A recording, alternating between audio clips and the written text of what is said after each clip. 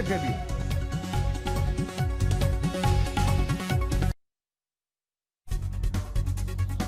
नमस्कार, good evening, मैं हूं विक्रांत गुप्ता। अब 3 मैच की सीरीज का फायदा या नुकसान यह होता है कि जिसने पहला बार जीत लिया वो सीरीज जीत जाता है। भारत के सामने चुनौती है कि कल इस सीरीज में बने रहने के लिए जीत जरूरी है, उसके बाद फिर तीसरे मैच में आप जीतेंगे तो ही इस फॉर्मेट को जीत पाएंगे। लेकिन सवाल कई है भारत के सामने।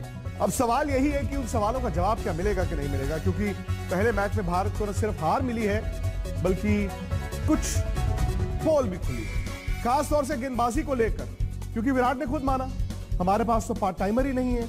अब ऐसा नहीं है कि रातों रात पार्ट टाइमर्स पैदा हो जाएंगे, लेकिन हार्दिक पांड्या में एक ऑलराउंडर के तौर पर जो इन्वेस्ट किया था अब वो सिर्फ बल्लेबाज के तौर पर खेलते हैं। और एक गेंदबाज का ऑफ डे भारत के दिक्कत पैदा कर सकता है। ये अलग बात है कि कल 4 गेंदबाजों का ऑफ डे हो गया था, लेकिन हार के 40 घंटे बाद क्या भारत तैयार है?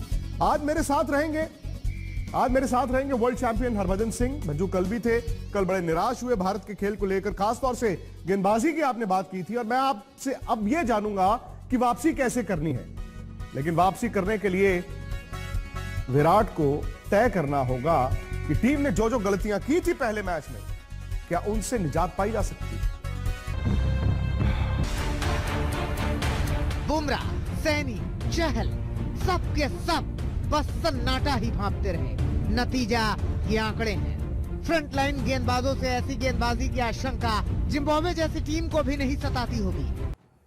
देखिए, जो आपको पहले मैच में विकेट दिखी है उसकी बिना पर आप ये कह सकते हैं कि आपको वनडे में, T20 में पाटे विकेट मिलेंगे। ऑस्ट्रेलिया है, लेकिन यहीं पर शायद गेंदबाजों ने गलती की, क्योंकि आप जो इतना पीछे गेंद फेंकते हैं वहीं पर पिटाई हो जाती है। ऑस्ट्रेलिया में आपको छोटा गेंद नहीं फेंकना है, ऑस्ट्रेलिया में आपको थोड़ा आगे गेंद फेंकना है ताकि बल्लेबाज को ड्राइव वाली लेंथ मिले। लेकिन यही गलती भारत ने की कल। अब देखें, ये बुमराह के एक विकेट पे 73 रन 10 ओवर में, नवदीप 83 रन, चहल जडेजा 63, ये सताता है। मेरे साथ हरभजन है, और बजू मैं आपसे आपको याद कराऊं कि जिस टीम में आप लोग खेला करते थे उसमें सचिन बॉल करते थे, उसमें सहवाग बॉल करते थे, उसमें युवराज सिंह बॉल करते थे, उसमें सुरेश रैना बॉल करते थे, दादा भी उससे पहले बॉल करते थे। अब आपके पास ऑलराउंडर नहीं है। विराट ने कल कह दिया कि भाई ऑलराउंडर नहीं, हमने हार्दिक में इन्वेस्ट किया था, अब हार्दिक जो है वो वर्ल्ड कप्स में ही शायद गेंद करेंगे, वो बल्लेबाज के तौर पर खेलेंगे। पार्ट टाइमर्स की बात हो रही है। पार्ट टाइमर कौन है? विराट कोहली हैं, श्रेयस अय्यर हैं। क्या आप इनसे रिस्क ले सकते हैं?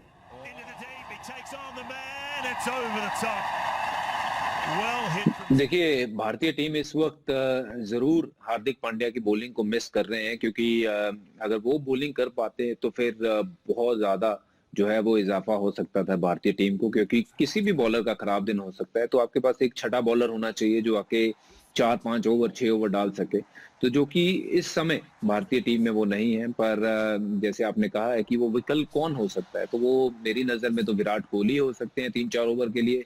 श्रेयस अय्यर को कभी मैंने बॉलिंग करते हुए देखा नहीं, तो मैं कहूंगा नहीं कि वो बड़े अच्छे विकल्प हो सकते हैं। पर आपको थोड़ी सी एज ए कप्तान या फिर आपको अपने बॉलरों से बात करनी होगी। जो 5 आपके प्रीमियर बॉलर खेल रहे हैं उनको खुद पे ज्यादा रिस्पॉन्सिबिलिटी लेनी होगी और मेक श्योर करना होगा कि वो अपने कोटे के ओवर जो है वो अच्छे करें। तो एज ए बॉलर आपका दिन खराब जरूर जा सकता है, बट अगर 3 बॉलर्स का खराब जाता है तो फिर छठे बॉलर की जरूरत पड़ती है। तो कोशिश ये होनी चाहिए कि 4 में से अगर 5 बॉलर आपके खेल रहे हैं तो 4 का दिन अच्छा जाए।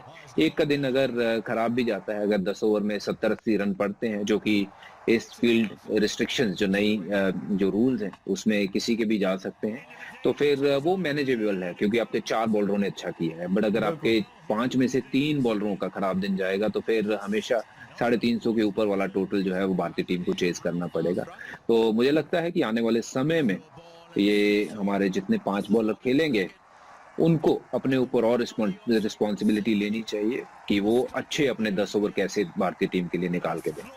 सही बात। और लोगों को ये समझना होगा कि जब हम हार्दिक पांड्या की बात करते हैं तो उनके टीम में जगह को लेकर बात नहीं होती। उन्होंने बल्लेबाज के तौर पर शानदार पारी खेली, लेकिन जब वो सिर्फ बल्लेबाज के तौर पर खेलेंगे, और चूंकि 5 साल भारत ने एक ऑलराउंडर के तौर पर उनमें इन्वेस्ट किया है, तो फिर अब आपके पास ऑलराउंडर नहीं है। कल उन्होंने कहा कि जी मैं एग्जॉस्ट नहीं होना चाहता हूं, मैं World Cup to World Cup देखूंगा कैसे गेंद कर सकता हूं, लेकिन अब ऑलराउंडर रातों रात पैदा नहीं होंगे। ये तो भारत को भज्जू इस दौरे से पहले पता था, ऐसा नहीं है कि कल मैच के बाद पता चला। और यह भी फैक्ट है कि आप चूंकि 6 बैट्समैन हैं, 7, 8, 9, 10, 11 में आपको 7 नंबर पर जडेजा चाहिए, आप कुलदीप और चहल को एक साथ नहीं खिला सकते।